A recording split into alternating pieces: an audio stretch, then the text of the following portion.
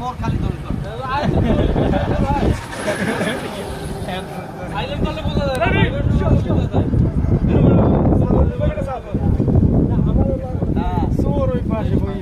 ready ready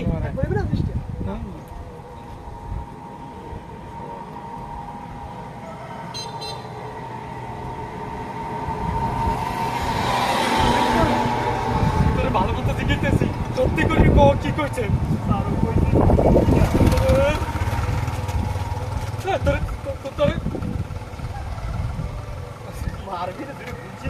ঘুষি লাগবে না পরে